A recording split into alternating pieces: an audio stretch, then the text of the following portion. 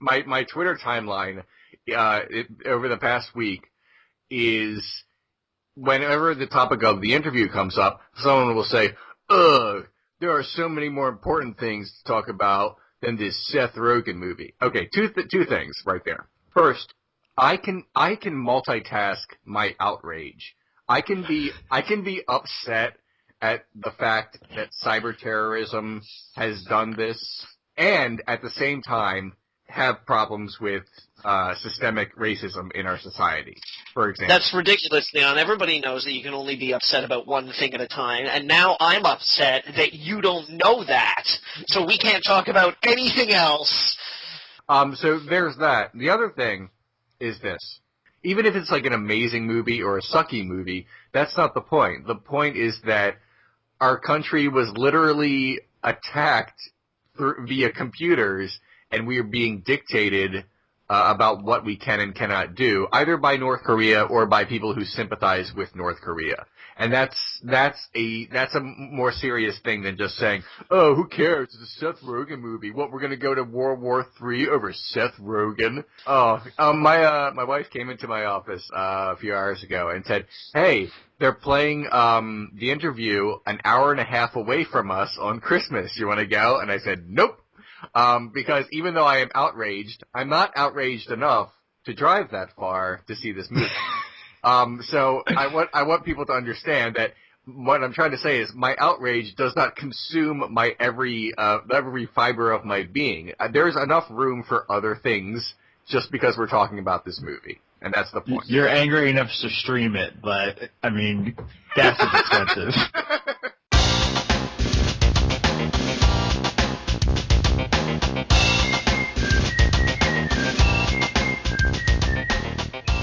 Hello everyone, welcome to Word Funk. I am Leon Thomas. I am joined by Johnny Maloney and Austin Yorsky. I just want to say real quick, if I just could take this for a minute here, Leon, is that, okay, I thought you were going to refer to the comment. That means it falls to me to do this, which is actually what I wanted to do. Just 1 minute monologue here, guys, because there appears to be some confusion, both with the interview topic and a couple weeks ago when we talked about Grand Theft Auto being pulled in Australia. We discussed how it's not censorship because it's not a government dictating to a company what they can and cannot do. Some people we were talking about hatred being pulled from Steam and as well. Yes. Yeah. And I really wish the people who had angrily commented would have been more coherent, because there is a point to make. No one was good enough at making it, so I'm going to make it now. There is such a thing as self-censorship. That is a real thing, and if you really want to use the word censorship in this, here's why it's not a meaningful distinction to me, at least, is because most of the time when you speak of self-censorship, what you're talking about is pressure forcing someone or an organization to change something that they would otherwise be engaged in. Selling a product, exactly. Some kind of marketing behavior, and due to outside pressure, they are deciding to cut that particular action out. Exactly. Like if Steam had really wanted to sell hatred, right? Like, they were all about hatred, and then they got like 10,000 emails, and they had to pull it. But that's not the case. They proactively pulled it. One Valve executive apparently took it upon himself without like even consulting anyone else. But which, even if their management structure is probably a danger. But they're not a typical company, yeah. But I also with as far as we know, like Kmart wasn't any target of any huge campaign or anything. I think there was a petition in the Target case, but in their statement, they said that wasn't the reason they pulled it. So my point is, self-censorship is a thing. I just don't think it's a meaningful distinction in any of the cases we talked about. All right. I self-censor all the time on this show. When I do the editing of this show, I take out things I've said that I feel like I've gone over the line, and I guess I like regular censor you guys because everything. So I'll cop to it. I don't think it's serious enough to put on the same level of, say, government censorship. Usually, it's not unwillful censorship, Leon. Like You said when we started doing Word Funk, you were like, I'll take it upon myself. I'll edit these shows. And by agreeing to it implicitly, Austin and I are like, yeah, okay, if you want to censor, it's fine. You'd think if anyone on the site was going to be anti-censorship, it'd be the people who repeatedly had their last show censored on the Tigwizig main page. We had 5 episode titles rejected and a couple title cards as well. It's really, censorship is about power. It's about a large entity making a smaller entity not do what it wants to do, whether that's a government to a corporation to an employee. That's what a lot of injustice is about, is an imbalance of power. And here, I don't think that really applies in any meaningful capacity unless you consider Australian culture to have self-censored itself for weird reasons that we talked about before. That's all I wanted to get into. All right. We are recording this on Tuesday night, so the night before Christmas. Is this our Christmas special, then? I guess it is. Do we have to have, some Christmas-themed guests show up in a sweater with a hat? And, I don't know, shovel some... That seems like pretty run-of-the-mill Christmas special stuff to do. Yeah, it's pretty festive here in Tallahassee. The sun hasn't risen for 2 days. That's not a joke. I have not seen the sun. It's been pouring rain for 2 days. I'm sorry to hear that. I'm just saying, if you don't hear from me next week, I drowned. You know how to swim? You live in Florida. Tell me you know how to swim. For only so long, Johnny. I can swim, but if it never stops, I have to sleep eventually. I recognize that, but hopefully you would wash up ashore in I don't know, Missouri somewhere or something, or Mississippi or Alabama, or I feel like your American geography needs some work. Tennessee? That's close by, isn't it? No, not really. I already have a good episode title. The Drowning of Austin Yorsky, Christmas Edition. We've been watching the same television show recently because Johnny hipped us to it. Why don't you reintroduce the concept of the show, and then I'll just jump right into it. All right. Well, now available on American Netflix, an English miniseries created by one Charlton Brooker by the name of Black Mirror, washed up on the North American digital shore a few weeks ago. And as a fan of Mr. Brooker and also of Black Mirror, I implored my co-hosts and obviously you listeners to check Black Mirror out because I thought it was pretty sweet, yo. May have oversold it a little bit. At this point in time, Leon, you've seen the first 3 episodes, right? Yes, I have. Austin? I've seen all 6 of the episodes that are on Netflix. Okay. So if there are more, I have not seen them, but I have seen those. Okay, those are the only ones. There's a Christmas special that came out on Channel 4 a couple of days ago, but I don't believe it's Netflixable yet. Is that a verb now? I don't know. To Netflix? Conjugate that bitch, Johnny. Well, I got home last night and I Netflixed something, and yeah. Do you Netflix? Have you Netflixed? It's great. Give her the old Netflix. Oh, that's disgusting. Okay, let's jump into the first episode. We have to at least talk about this one. Basically, the premise of the episode is that spoilers. Are we going to talk spoilers here? Yeah. Well, I'll try to talk as much in depth about the episode as I can without spoiling every last detail. Yeah, it's very difficult to discuss any of the episodes without spoilers because they're very Twilight Zone-y, where it's premise, twist, and then conclusion. So I think we should do spoiler warning and then just try not to give away the very end, maybe. Okay. Well, the first episode, the premise is explained in the first 5 minutes, so this is not a huge spoiler. But basically what happens is Prime Minister of England is some government people pull him aside and he's roused from his long winter nap. Oh my god. He's do British people hibernate? No, but I'm trying to make this a little more Christmassy, okay? Oh, okay. I in my kerchief and Leon in his cap. Oh dear God. Praise be his antlers. Yeah. The Prime Minister has shown a video of a princess who has been kidnapped by someone, and in order for her to be released, the Prime Minister must have sexual intercourse with a pig on television, and there's no way to like fool anyone. It has to be like super legit. He has to come. I'm not being gross. That's like part of they're like instructions that say you have to pinch. This is like the Wikipedia synopsis of the episode. Yeah, and the whole episode it's not so much about, oh, this is going to be funny.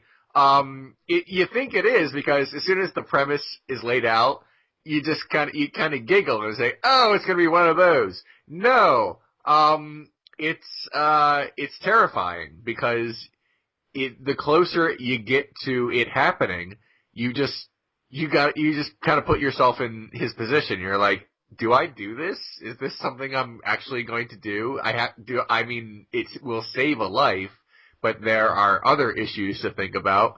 Well, I mean, Leon, if I can jump in here real quick, I mean, every episode has like a really obvious moral message. The first one is that humans are voyeuristic, and that even in watching the episode, you're kind of complicit in the grossness of either, really kind of wanting to see how it turns out. Not necessarily see the sex act with the pig, but you're like compelled to find out, is it going to happen? Are they really going to go through with it? That's so weird. That's so gross. Why would they do that?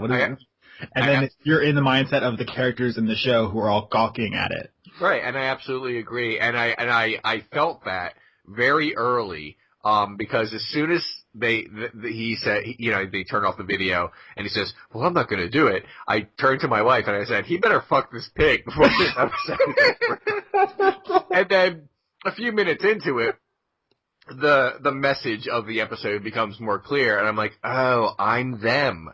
They're saying something about me. Now, if this were to happen in real life, I wouldn't watch just because, not just out of like moral duty or anything like that, or because I'm not voyeuristic, just because I would become ill watching it. I've never seen bestiality, and I don't want to. Damn, I thought that was going to become the Leon Defends Bestiality podcast. No, I'm not. That's not a hill I want to die on. Merry Christmas, motherfuckers! No. Christmas is back! But the point is, but over the course of the episode, you check in with the Prime Minister, and he's sort of pacing back and forward, and then you check in with people like in a bar and at a hospital, all watching TV, and they're like, it's like Lars Van Trier, man. This is like an art project. And then, of course, it does turn out to be an art project. This guy set all of this up. He didn't really intend on killing the princess. He let her go before the sex act even happened. But and then things happen, and it's creepy, and there is a kind of obviousness to it, but it still gets you, because before the message part starts, you start to think, do I want to see this or not? Mm-hmm. It's really effective, but it has the same flaw that I think every episode of the show does, which I like it, but it's incredibly unsubtle. Yeah. Which is something I brought up before when we briefly mentioned the show. I think this might be my favorite episode. It's either this one or the next one. You said you only saw the first three, right, Leon? Yeah. Any other thoughts on this one before we move on to the other one? The second episode? Johnny, you've seen it, I know. Yes, I have.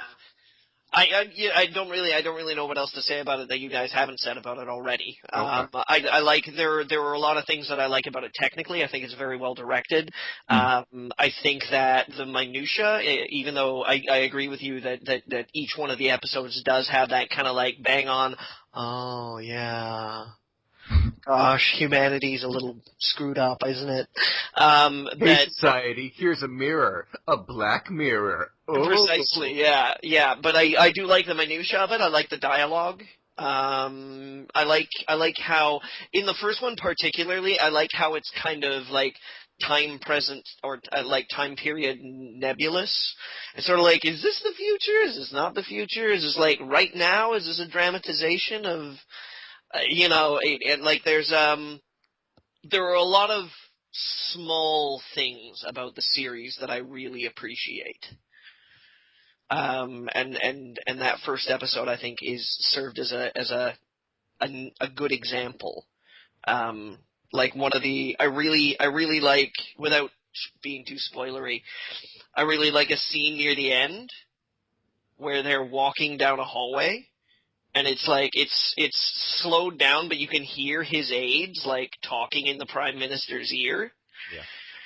And just like what they're talking about is this like it's so laser focused on the situation, like that very specific situation, and I'm just like, oh my god, you'd have those people, wouldn't you? You'd have those people, like, you know, doing this kind of research and having, like, these kind of dockets and just being like, okay, so... Yeah. I always remember that when the one lady, like, before, like, shit goes down near the end, she's like, we talked to our psychologist, and he was... Yeah, that's the scene that I'm talking about. Yeah, okay. One thing it just reminded me real quick before we move on to go on to the next episode. There's a scene where a reporter, upon being spotted by a fully armed SWAT team, starts running. What an idiot! Yeah. How was she expecting to escape from all those men on foot?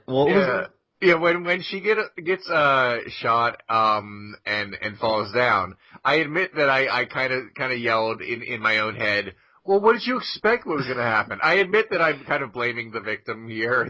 She was just shot by a bunch of guys who didn't really know who she was, and that's not cool. But she knows that she's not a terrorist, so when the police are there and they storm in, she can just put up her hands and say, I'm clearly not the bad guy. I think... I'm going to say that felt like a little clumsy, like, shot at the press, because, I mean, a lot of the social commentary there is about social media and about voyeurism and stuff, but there is some of, like, haha, this reporter is sleeping around and she's unscrupulous. Now she's sneaking into an active operation to get a scoop because she doesn't have any morals. Haha, look, she got shot. What a bitch. Like, I don't know. That felt a little gross and dumb, but yeah. Well, let's go to the next one because there's some... I don't know if it's necessarily that so much as it is making a point about the concept of how news media is trying so hard to keep up with just the way that information trades hands nowadays.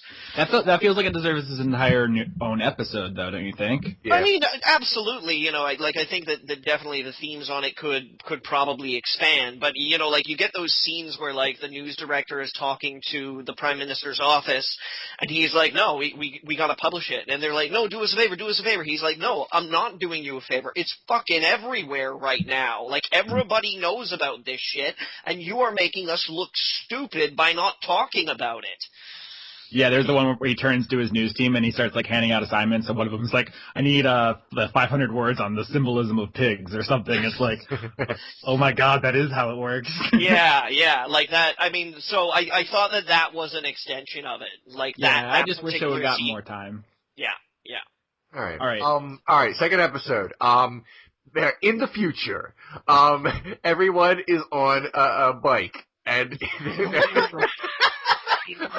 where non-renewable energy has gone extinct. Yeah, it's basically they don't go into like exactly what happened to the world, but everyone needs to be on a stationary bike and pedal to create energy for their little society. And if you do it a lot, you're sort of rewarded with meaningless points that people use to put hats and wigs on basically their Xbox 360 avatar.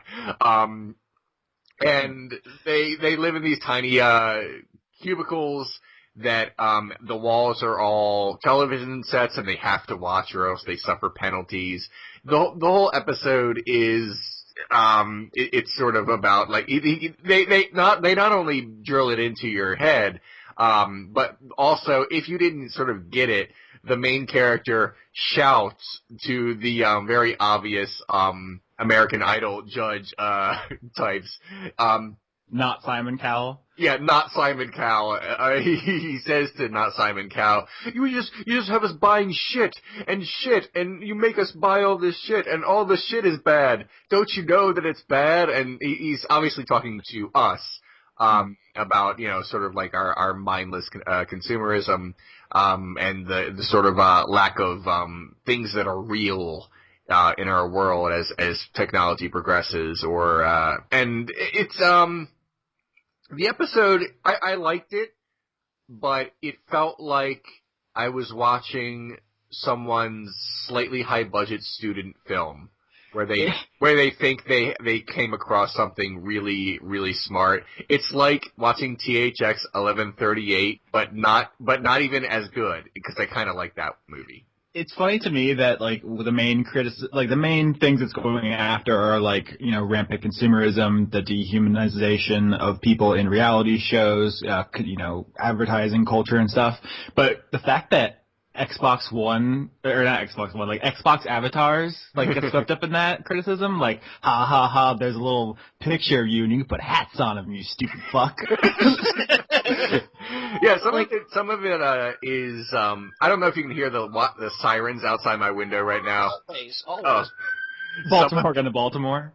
Baltimore just got straight up Baltimore. Anyway, back to the episode. Yeah, some of it is like yelling at things that are harmless, like basically, putting a hat on your Xbox 360 avatar. It's so obviously an Xbox 360 avatar, too. Well, because they use Skype. Not Skype. I'm such a fucking idiot. They use Kinect. To control everything. They're always, waving and shit. That's how, everything in the future is Kinect control. That's why I said Xbox One. I was thinking Kinect. In the future, you cannot touch anything. You just wave your hand. It's like, oh, no, that's terrible. It's like, is it? Is that terrible? There's a plot point about, a futuristic vending machine. It's like, wait, what's wrong with the vending machines we have? They kind of work. Yeah, you know what the worst thing about this episode is? Vending machine technology still sucks. Because it still loses your apples and your chips just as much. It's like, I'm sorry, but in the future, this really took me out of the episode. In the future, we have to have solved this. Boo. But Leon, we live in the future right now, and it's obvious that shit isn't fixed. That is true. Actually, I really liked a lot of this episode. Like Johnny said, it's really well made. It's really well directed, really well acted and stuff. I can't fault the craftsmanship. Mostly it's little goofs in the writing and stuff. One of the things I thought was especially cool is I was expecting every one of the episodes to star a white dude, and that didn't happen, which was cool. Okay.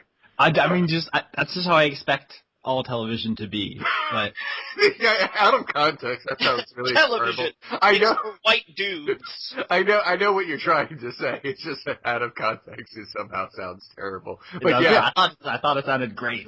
No. I mean, it's like if you said it in a more sarcastic tone, it would have sounded like I expected white dudes. What the hell? I wanted white dudes. But no, I know you meant I was pleasantly surprised that there was a diverse cast. I know that's what you meant. The second episode stars a black man, and he's upset about the future, and I guess we are supposed to be upset about the future as well. The part where he is forced to watch the girl that he was into become an adult film star, and he's not allowed to look away because if he closes his eyes, it's painful.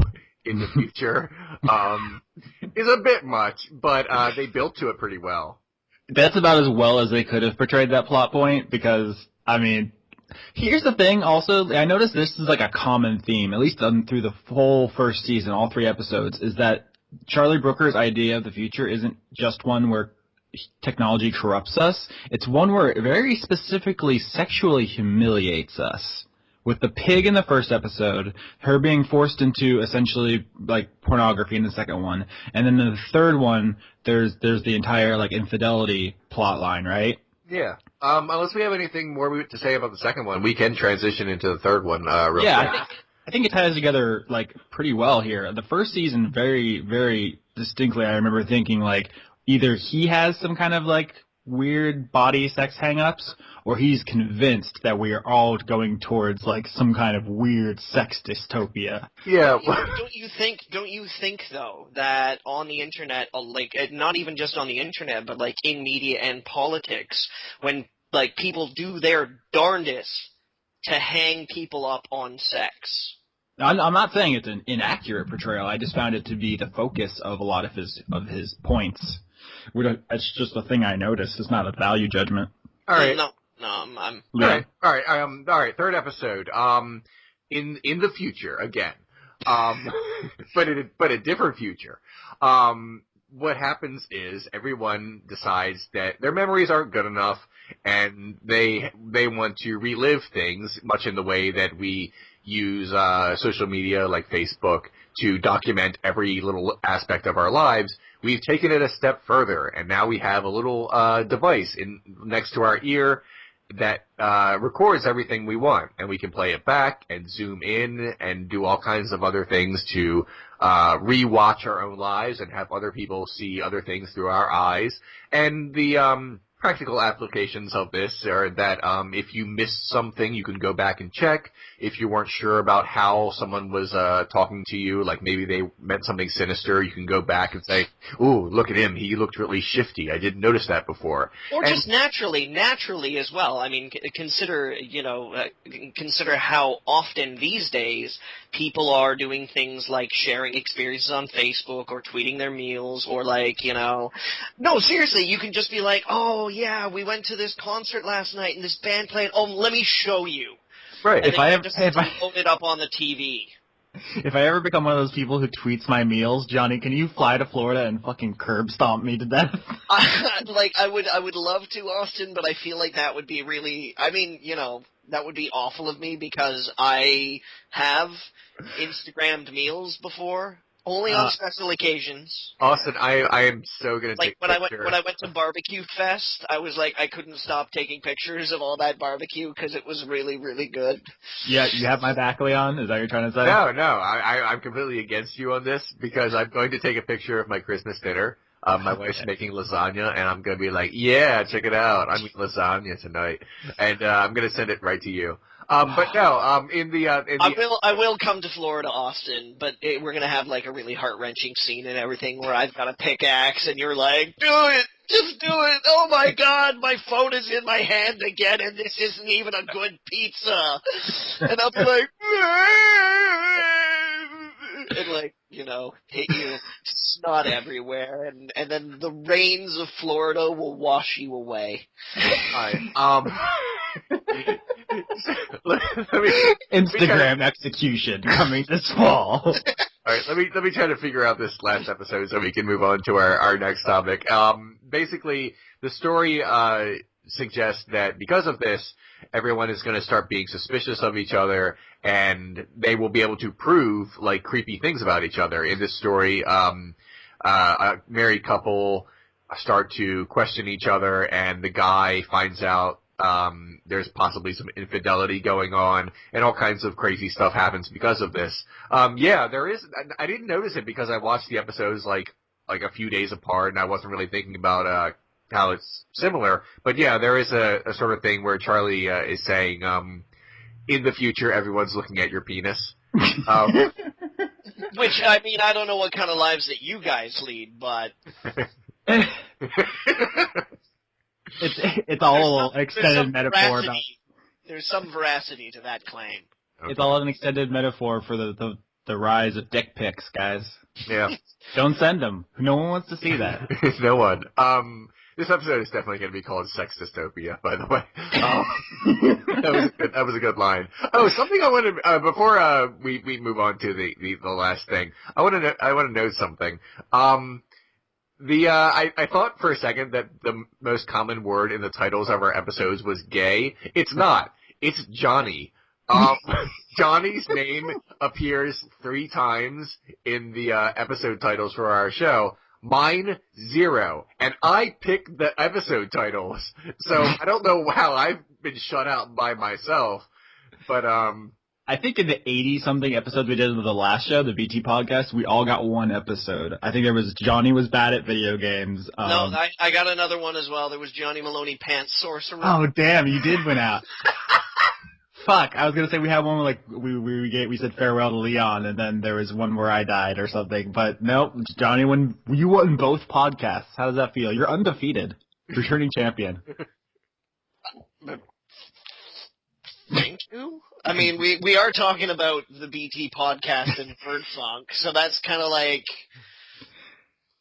I don't know, winning best site at the School for the Blind, you know?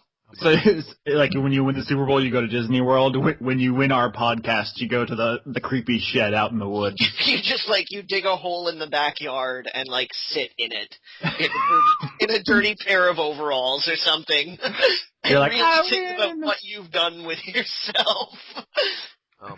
Okay. All right. Yeah. Any other thoughts on Black Mirror before we move on to the topic I really want to talk about? It's interesting to note that the third episode has actually been optioned by, I believe, Tom Cruise's movie studio, and they want to do a movie about it. Oh.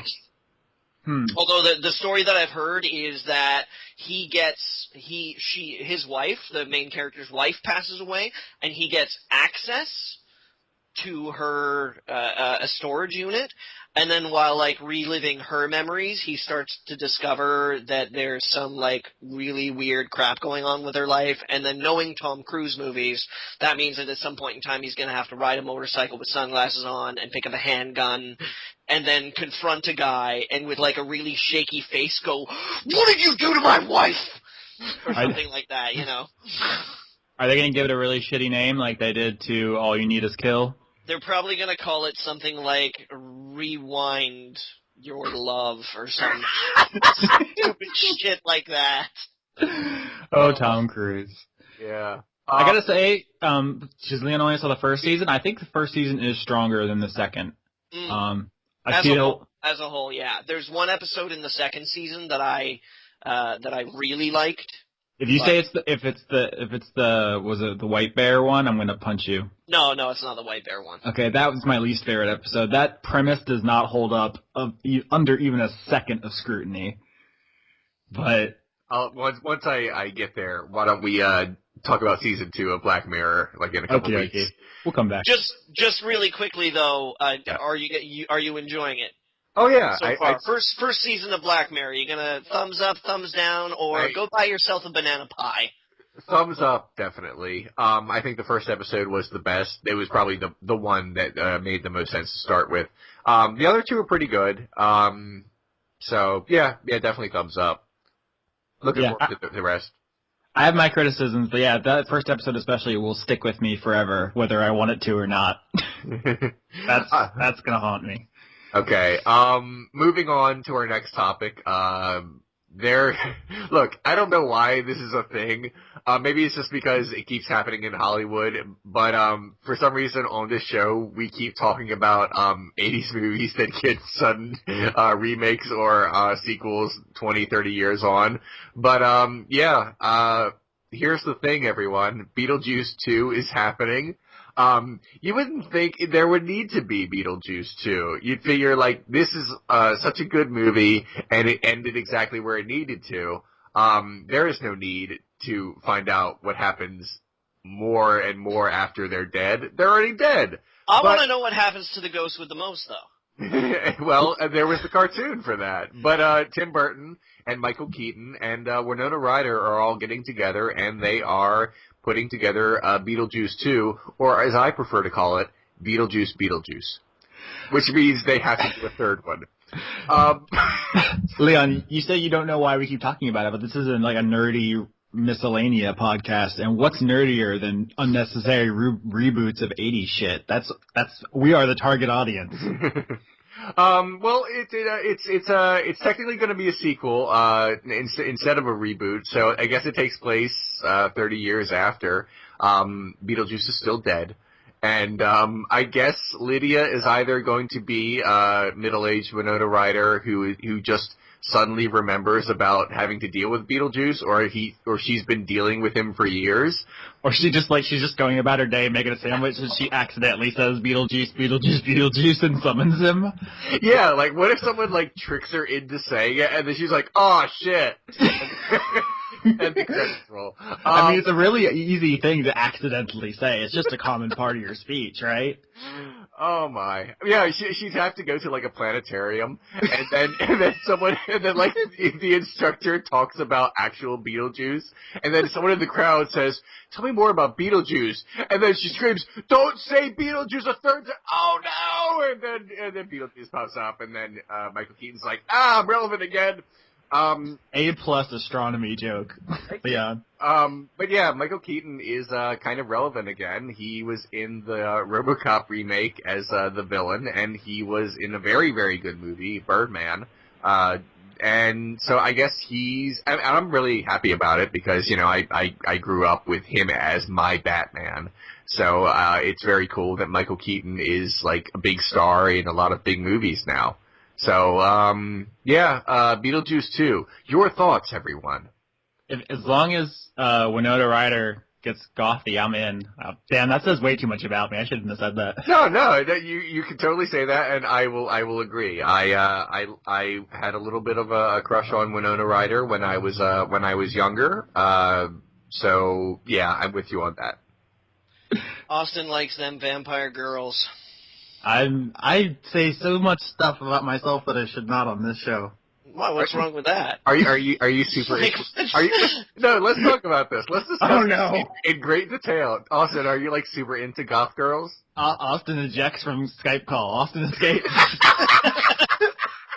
Nothing wrong with that. I don't think that's totally cool. I'm gonna leave you alone now because I've clearly made you genuinely uncomfortable. No, I mean were you there for the running joke about how I was playing Fire Emblem and I married the goth girl? Oh, what you did? I don't remember that. Yes, you can just Google image search Tharja from Fire Emblem. It's a running joke with me, and me and Yusuf used to talk about this. Uh-oh. This is an open secret. Okay. Any more thoughts about Beetlejuice? No.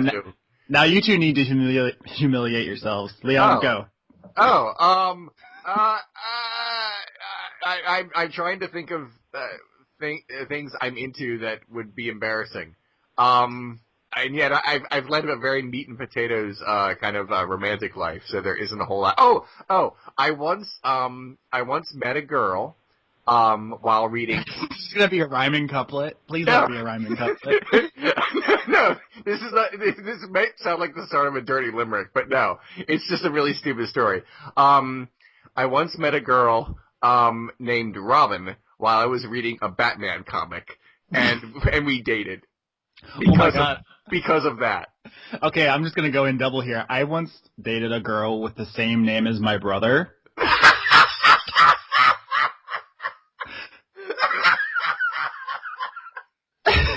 Needless to say, that didn't work out. But that's a factoid for you. That's a fun fact. Johnny, you want to chime in? Let's see. Embarrassing romantic moments or predilections. I lost my virginity to an internet girlfriend. Wait, through the USB port? What is? Nope. Like, I mean, we were internet boyfriend and girlfriend, and then one year, after Christmas, I flew to her home. Not like directly to an airport near her home, and then she came and picked me up. You parachuted out of the plane. Yeah, absolutely. It was a tuck and roll situation. Quite literally. Not the plane. I mean the losing of the virginity. That reminds me of the time we talked about how you'd have to get a running start to have sex with Ellen Page. Well, I mean, to have accidental. Yeah. Accidental. It was not purposeful. Oh my God. Like for it to happen accidentally, I imagine, you'd have to have some kind of velocity would need to be involved. I don't know, but that's I'm sorry, but the thing is, I don't know if me saying that that I lost my virginity to a girlfriend I had on the internet is weird now because people meet on the internet now. I married my internet girlfriend. I know. Back in 1998, it was weird though. Back in 1998, people were like, "What the hell, dude?" Yeah, that really dates you guys because I didn't even have internet access. I got the internet in '97, but I did it through the Sega Saturn NetLink. So I got my first PC with the internet in '98, right around the time Johnny was apparently losing his virginity. So awesome. That is a great Like right around that time, Leon. Like right around that time. It must have been, 10 o'clock in the evening or something. You finally got it up and running. I finally got it up and running, if you know what I mean. I turned on the computer and I just felt a disturbance in Canada. Okay. Hey, who said it was in Canada though? Oh, okay. Oh, well, did you fly to America or something? If Americans have fake Canadian girlfriends, do Canadians have fake American girlfriends? No, Canadians have fake Canadian girlfriends. It's like, where's your girlfriend? She's in Canada. It's just really big. It is. It's huge. It's a big place, and when you look at our per capita space, like how much square footage is dedicated to each person, you can easily believe that somebody could get, like, you could lose your girlfriend in Canada even if you were Canadian. You'd be like, where's my Canadian girlfriend? And then the Mounties would be like, we'll find her. I gotta say, this was the internet's best Beetlejuice 2 conversation. Okay. We nailed it. I don't know. Have you guys, just as a quick aside about Beetlejuice, have you seen the cameo in Community? Oh, where he's in the background of like three different... This is the thing, is that in the first season of Community, one of the characters says Beetlejuice once. Mm-hmm. In the second season, one of them says Beetlejuice once. Yeah. And in the third season, they say Beetlejuice, and then just this dude with this, like, striped jacket and crazy fucking green hair just, like, walks by in the background. It is a great moment. Oh. Yeah, I haven't seen it. I've only seen like 2 episodes of Community, but I have seen someone like point that out. It's a very, very good show. We have a little time left, so why not talk about Star Trek, which is a thing I talk about from time to time. Star Trek 3. I don't know why we're calling it that. There were so many other Star Treks before 1 and 2, but the Star Trek Sex Dystopia. That's gonna be what it's called. I'm banking on it now. The Star Trek after Star Trek Into Darkness. At first we thought it was going to be J.J. Abrams and then directing it, and then we were wrong. And then we thought it was going to be, and I may be getting his name wrong because I always say it wrong, Robert Orci or Orci. We talked about him before. He's the 9/11 truther guy, right? Yeah. The really talented one. He's a weird creeper about 9/11, and he injected a bit of that into Darkness. And then now he's out. He apparently is doing some. I don't know what he's doing. Maybe he's doing some sort of like dark, ominous documentary about Barack Obama or something like that. But what he's actually doing is not Star Trek 3. Who is doing it? A guy named Justin Lin, who I don't know, but apparently is the director of various Fast and Furious movies. Guys, you got to help me out here because I think I've seen one, but I watched it because of riff tracks, and I was not paying attention to the movie. Just the comments. Mm-hmm. I've seen the first 3, and they were like not too great, but it's my understanding that the series has only gotten better over time. Like with every sequel, it gets like dumber, but more enjoyable. So maybe he's gotten better. He didn't direct all of them. He's directed some of the Fast and Furious movies. But he also directed... I only ever watched the fast parts. I've never seen the furious parts. You just turn it off halfway through. You're like, whoa, this is getting way too furious. I lose interest when it gets furious. I'm like, this isn't fast enough for me. But Johnny, it's fast and furious. It's not I recognize fast or that, but furious.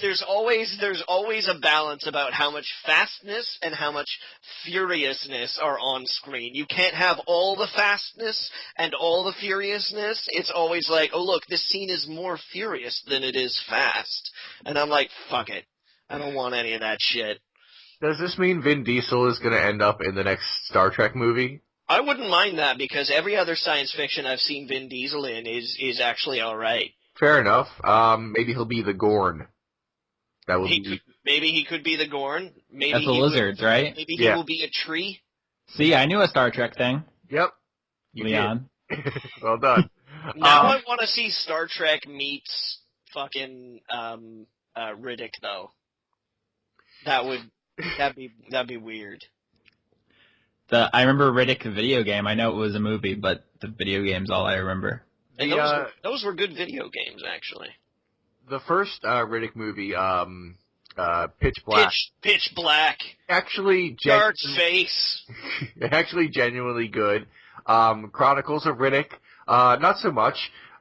Just an unpleasant watch would be the way I would describe it. The most recent one, just called Riddick. He basically, to Vin Diesel's credit, even though I didn't much care for the movie, he basically had to finance a lot of it himself and took a huge financial risk on this product that not a whole lot of people care about, and it did well enough that he could make another one. So I appreciate someone with passion.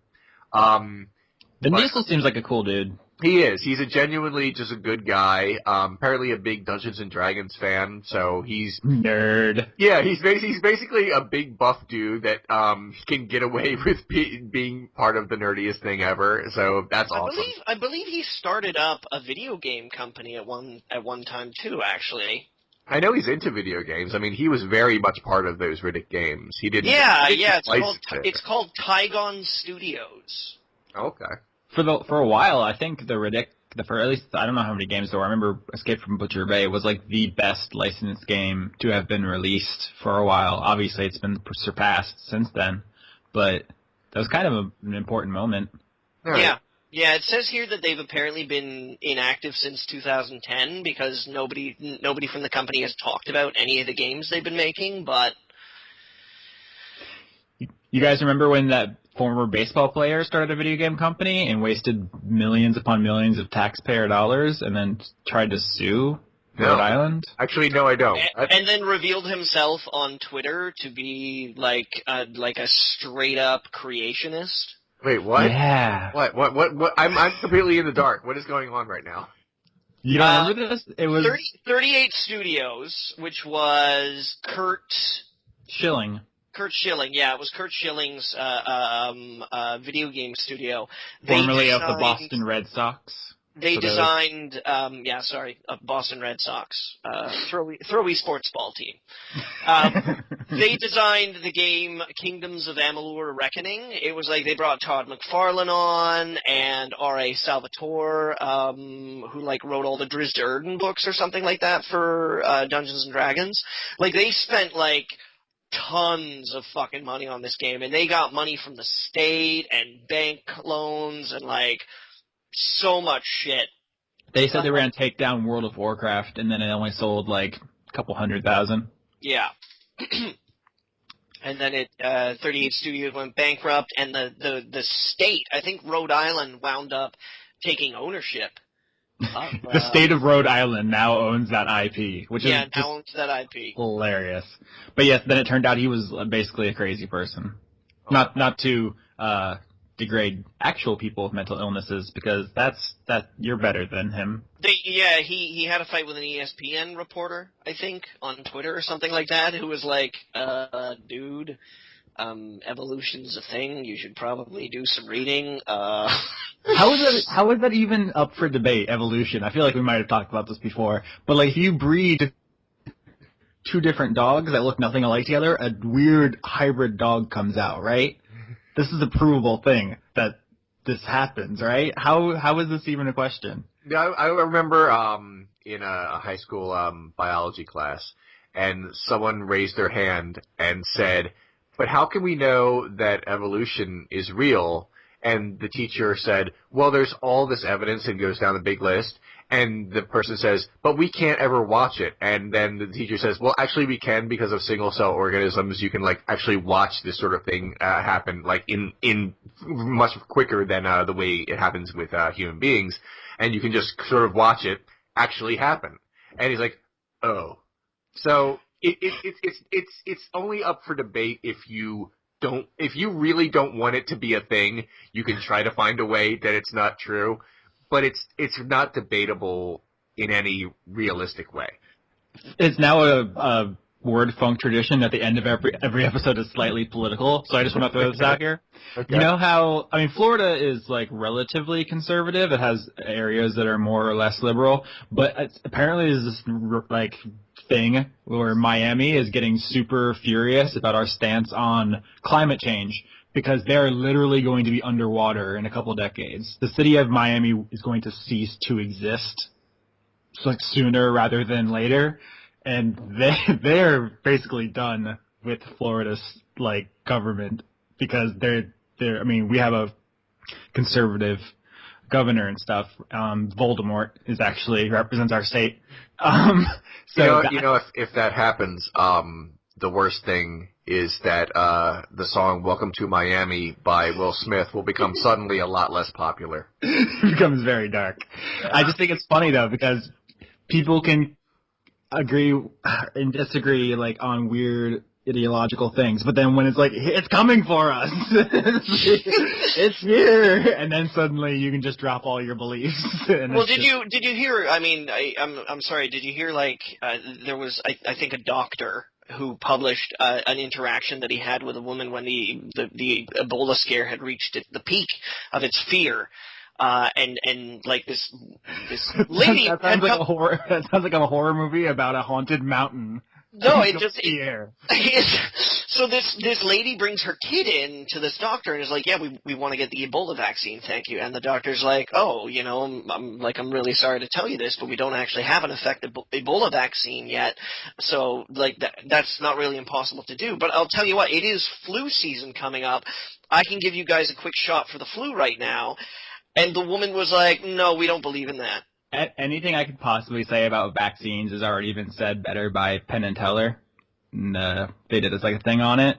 Okay. You can probably just YouTube that, but I can't add anything to that stupid ass discussion. I just, like, very specifically, this woman walked into a doctor's office to ask for a vaccine. And then so you didn't believe in vaccines. And the doctor was like, oh, well, I've got the flu vaccine. She was like, no, we don't believe in that. Except for when it's Ebola, because that shit's fucking serious. It's always weird to me that the flu never kills anybody. It's weird to me that see, when, like, two sides of a political argument are debating about, you know, the role of government or basically ideological things that boil down to like personal philosophy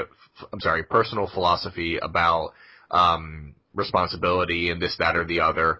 Then you can almost see two sides of each issue, even though I usually lean a certain side. But it's always weird to me when you can politicize fact, where there's one side that just has mountains and mountains of evidence, and a political party says, oh, well, that's why it's true. And another political party can just ignore that. And it just doesn't make any sense to... It shouldn't be a political debate. It's not an ideological issue. It's just, this is a fact and this is not, and it's just measurable and scientific. I think a lot of politicians are businessmen and lawyers, and not enough are science and engineers and stuff. Yeah. That would probably help if we had more of a representation of a wider selection of disciplines. Something else that very specifically bothers me about the situation is that for years we've kind of been coasting. Like, how long could you guys estimate that the American public schooling has existed in the capacity that it exists? When do you guys graduate? Around what age? Well, harvest season, obviously, Johnny. Yeah, of course. That's genuinely why our school calendars are the way they are, is because back in pre-electricity times, we needed summer off to bring in the harvest. No. I mean, like, what age? You have finalized your public schooling. They just handed you your diploma, and they've shown you the curb. How old are you? Right. As soon as you're allowed to go to war. All right. So that's 18 then, I guess. Yeah. As soon as you're allowed to go to war and vote for the guy who will send you to war. How long has 18 years old been the graduating age in America? Do you have any idea? Okay, well, let's just go ahead and throw it out there, seeing as how I am a man in my mid-30s. Okay. And when I graduated from high school, I too was 18 years old. So let's go ahead and say that at least for the past 3 decades, Yeah. At the very least. Quite a long time. In my lifetime, at least, I know that people haven't graduated earlier or later than 18. Now, do you guys feel that in the last 30 years that our understanding of the universe or that technology as a whole has changed enough that maybe there's a little bit more we should be equipping our systems with on the information front before we send them out the door and say, go! Make decisions! Yes! Tell people all the amazing things that you didn't learn here! At the very least, improving the quality of our schools, if not the quantity of years. But that's just... Yeah, American school systems need programming and coding classes so badly. Not just programming and coding classes, but sitting down with someone and being like, let us talk about a computer. I guess, yeah, you gotta walk before you can run there. They also have to say it like that, too. They have to say computer. But this is the thing, is that this is my problem, is that education has effectively created a system in which everybody says, oh, do you want to make something of yourself in the world? Where, okay, here's what you've got to do. You need to get into a crippling amount of debt, studying something that hopefully will get you out of this crippling amount of debt many, many, many, many, many years from now. Forget us teaching you things that you need to know to maybe just be a functional citizen in this day-to-day age. That you have to do this, though, or else you're not going to be a productive member of society. And it's kind of like, okay. So you as a government are preparing everybody at the very basis to be the shittiest possible citizens that you could get them to? We are not exactly creating a well-informed, capable citizenry who's primed for success. And I'm just saying we because I'm blanketing in Canada, North American culture, even though our school systems are different. This is a frustration that I have up here that I imagine would extend south of the border. I mean, it would be nice to be like, life has become a good degree more complicated than our schooling system affords education on. Maybe we should examine that. Johnny's bullshit Canada socialism hour, everybody. Well, bullshit socialism in Canada is something I sometimes want. So every once in a while I think, oh God, I sometimes I just want to live in Canada, and then I realize that there would be visa issues, and God, I don't want to deal with paperwork. It's too cold. I'm sorry. I feel that as a society, as a country, as a civilization, if you have more competent, better trained, more intelligent citizenry coming out of, government schooling, where it's this is the least amount of schooling that you can get, and if you at least show up until the end, the least amount of schooling that we can offer you for free. And if people come out of it, smarter, more competent, intelligent, more capable, ready to consider more ideas or critically think about things, that your job market would have more employable people in more sectors, and you wouldn't have to look overseas for better educated people and then complain about how immigrants are taking all your jobs. Here's a... I'm sorry, go ahead. I was say, here's a Black Mirror episode idea. In the future, they can just beam education into your head, so everybody starts with all the same knowledge. Then what happens, Johnny? Do we all end up having sex with farm animals? What is the cause and effect of that? Eventually you just get bored with all the knowledge, and you're like, well, I got to put it in something. Okay. I just want to mention real quick that I actually finished high school when I was 17, because I'm super smart, and you can check out my super smarts. Or you have your birthday later in the year. No, I finished a year early is what I mean. But yes, that is a possibility for you as well. And you can check out my super smarts, as I will be using it for a very practical purpose of analyzing Frozen later this week on Renegade Cut. And on that note, we are way over our time limit, and I will have to figure out how to edit this down. Anything you guys want to say before I hit the stop button? Merry Christmas.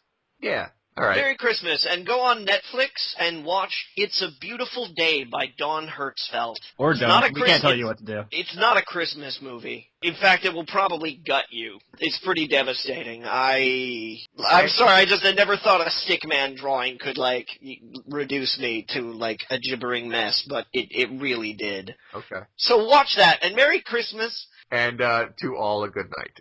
Right. Frozen sucks. What? You suck! What? Okay. Tangled for life.